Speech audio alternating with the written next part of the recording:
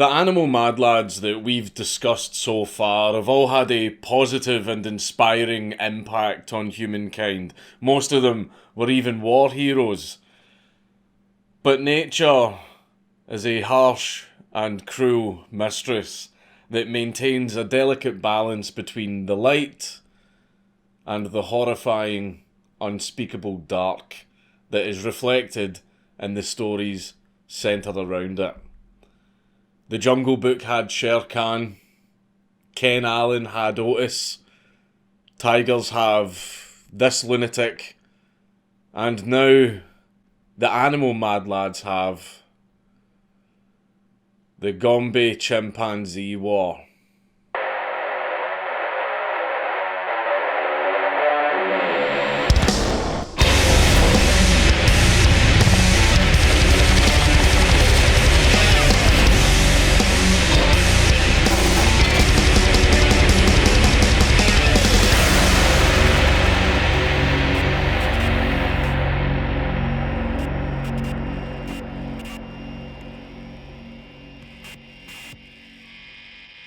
I don't actually have a sponsor for today's video, so I'm just going to do a little bit of a shameless self-promotion. I've got a bunch of other social media accounts that a lot of people don't know about. For example, I'm on Twitter, I'm on Facebook, I'm on Minds, I'm on Parler. What else? I've got a second YouTube channel. Forgot about that, even though I upload to that one a lot more regularly than my main channel. It's because the second channel's low effort. I've got a weekly podcast that I've been doing for the last 2 years with the Quarter and Baron that people still don't seem to know about, despite us doing it every week for 2 years. Also, my wife has a channel. If you like baking lame stuff, then I suppose you could go and subscribe to her. You promoting my channel? I was actually, did you hear me? What are you doing listening in? This is my office. You're not meant to hear anything. What are you doing in here? I can hear you through the walls. What are you doing listening through the walls? You're loud? Get out. Oh. Bitch. So if you want to share my videos around and slap a like on this video that you've not even watched yet, you can do that too. But yes, anyway, let's return to Monkey. In 1960, the primatologist and anthropologist Jane Goodall travelled to the Gombe Stream Research Centre in the Kakombe Valley in Tanzania to study the behaviour of the local chimpanzees, who were known as the Kasakela community. While there, she kept meticulous notes on everything she observed from a banana feeding station in the area, and she was very heavily invested in her research. She even went against scientific conventions and gave all of the chimpanzees names instead of numbers. Goodall observed everything that you'd expect. The individual personalities of the chimpanzees, their intelligence, their affection, and their close social bonds. All the wholesome stuff that you'd associate with these vegetarian, gentle creatures. She even revealed that they were able to use tools. But over time, Goodall began to notice a dark side to the chimpanzees. It turned out that there was a lot of aggression bubbling under their cute surfaces. She noticed that chimpanzees weren't actually vegetarian and that they would hunt and eat smaller primates, such as colobus monkeys. But this was just the beginning of what these creatures were actually capable of. As peaceful and loving as the Kasakela community sounded, the hippie lifestyle ended in the 1960s, and things began to change when the alpha male, a chimp named Leakey, died in October of 1970, and he was succeeded by another chimp named Humphrey. But his promotion to alpha was not unopposed. Two chimp brothers, named Hugh and Charlie, didn't take too kindly to Humphrey's leadership, and they began fighting with him. Humphrey was a big old boy, and was able to hold his ground and intimidate Charlie and Hugh when they were by themselves by throwing rocks at them. However, Humphrey would back down like a coward whenever Charlie and Hugh showed up together. Eventually, this power struggle led to Charlie and Hugh going, "Screw this, we're going to make our own tribe with blackjack and hookers." And they seceded from the Casacella community. This led to the Casacella community splitting in two, with the chimpanzees dividing themselves between the groups depending on their social ties to each other. The new Kahama chimpanzee community formed in 1971, and it was made up of Charlie and Hugh, along with males named Goldie, Day, Goliath, Willy Wally, and Sniff, along with a bunch of other females and their young. The secessionist Kahamas gradually migrated south, singing Dixie as they went. The Casakellas and the Kahamas actually got on fairly well and interacted every so often, but the neighbourliness gradually faded and the two communities had become almost completely isolated from each other by 1972. And whenever they did cross paths, they would yell at each other and shake trees. Basically just a bunch of posturing and trying to look tough, warning the other tribe away from their territory. But despite the relative lack of hostility between the two communities, this kind of split in a chimpanzee community is actually very rare and was unprecedented at the time. And no one could have predicted what happened next. In January of 1974, Goldie was minding his own business and feeding on a tree when out of nowhere he was ambushed. A 6-strong Casacella war party led by Humphrey threw him to the ground and beat the ever-loving daylights out of him with a big rock. Goldie managed to escape, but the damage had already been done. His wounds were fatal.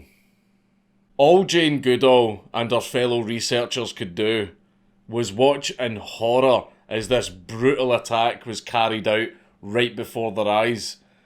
But the real messed up stuff happened after the war party left Goldie to die.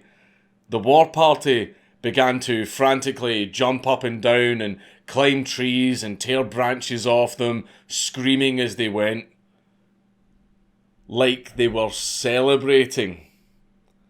The researchers had never seen chimpanzees attack one of their own kind before, and they were even more horrified as they watched this war party celebrating it. But this disturbing display of bloodlust did not end there. First blood had been spilled, and the Ooga Boogaloo had begun over a 4-year campaign of guerrilla warfare. The other Kahama males were picked off one by one.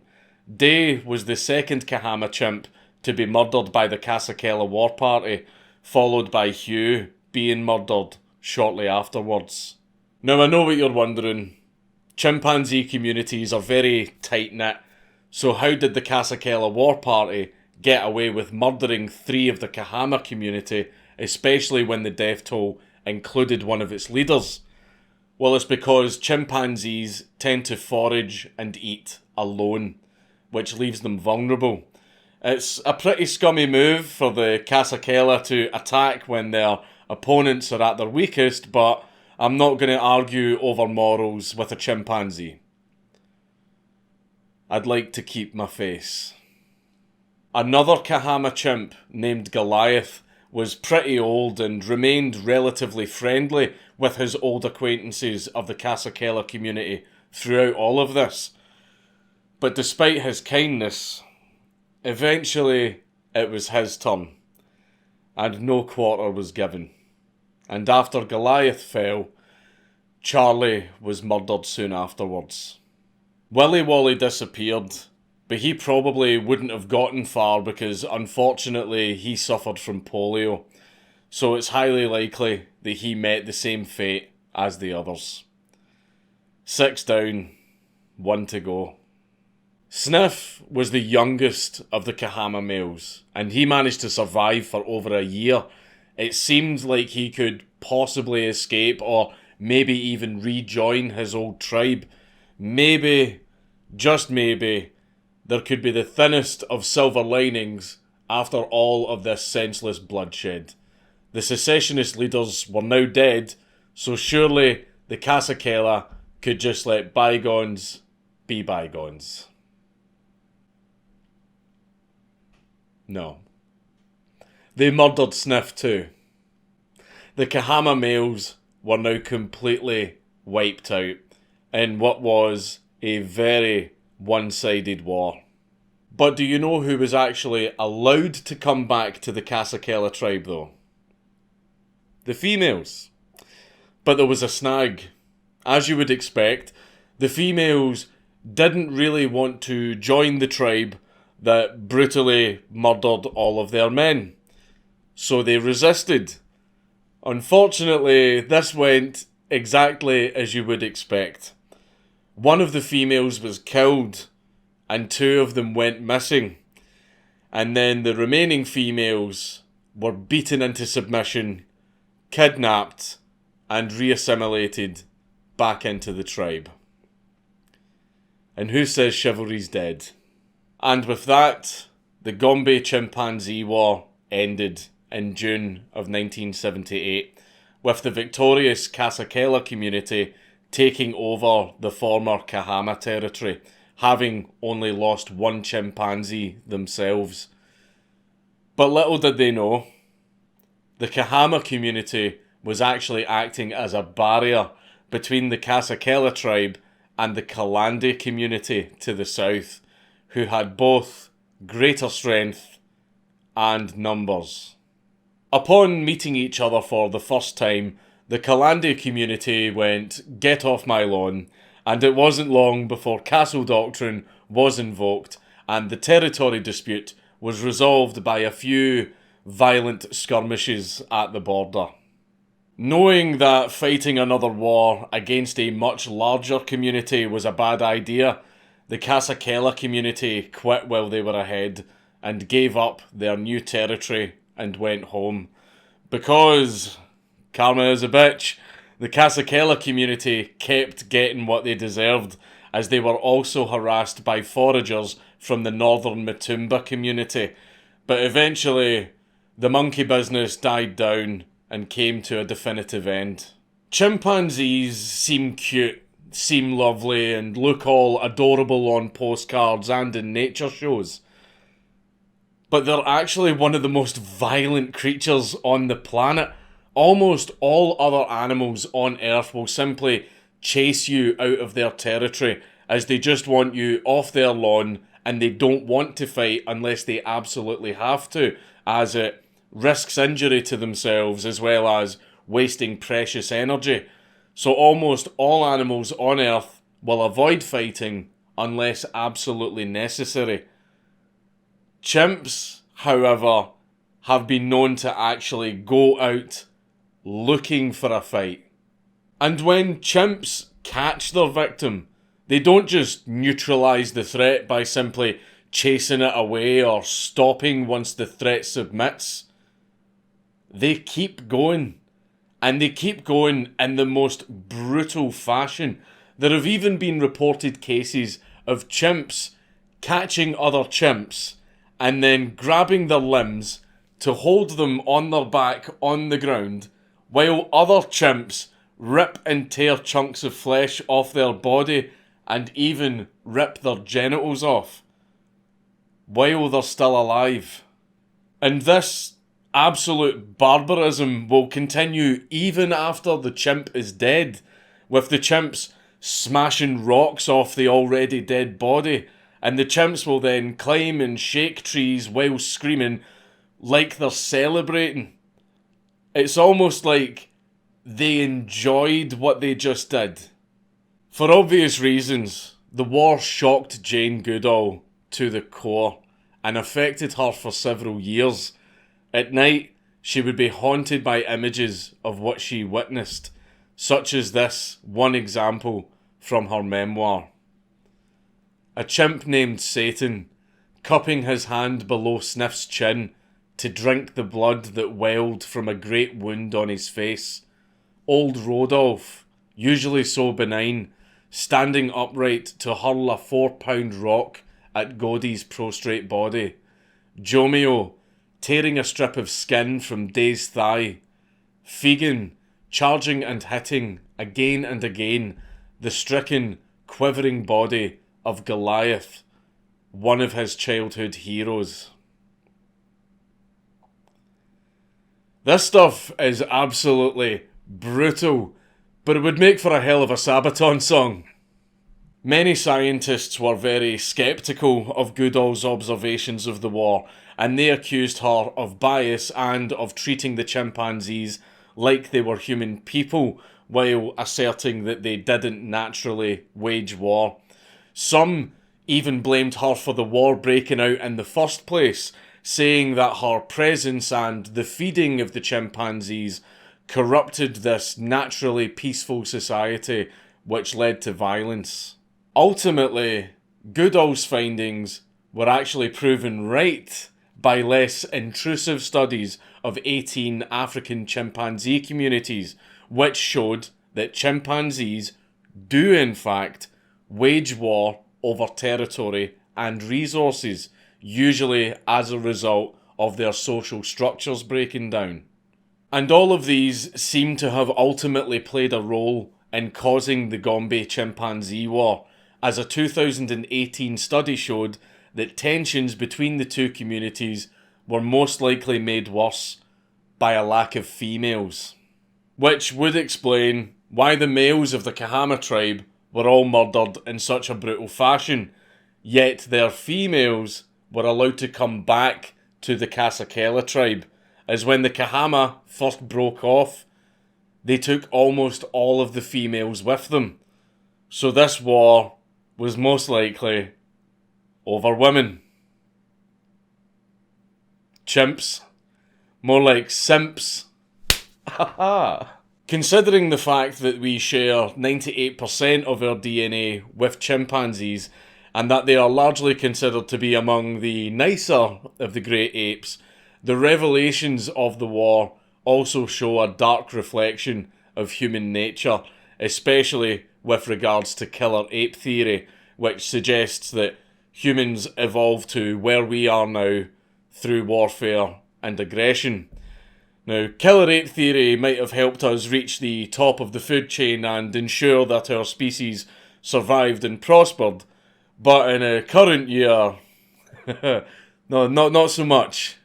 Jane Goodall's research into chimpanzee behaviour was groundbreaking, and she went on to achieve a lot since her time in Tanzania. In 1977, she founded the Jane Goodall Institute, which initially worked to protect chimpanzees in their habitats in Gombe, but it has since expanded to support conservation efforts around the world.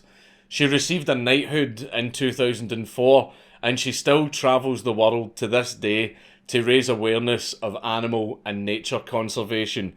And even now, she still seems to be really good at handling small-brained apes. Did you ever put a hat on them? No. You never put a hat on a chimpanzee? I refuse to believe that. I thought I would mention that at the end of the video so that it didn't have such a downer ending, and because as terrifying as nature can get sometimes, it's still amazing and beautiful in very many ways, and people like Goodall are doing very important work to help protect it. But it's crazy to think that such a close-knit community tore itself apart just because the alpha male passed away. Which goes to show, nature really does abhor a vacuum. So give thanks to your local Chad for keeping balance in the world. The consequences of society splintering really aren't worth the trouble, are they? So in these divisive times, remember to be good to your fellow countrymen.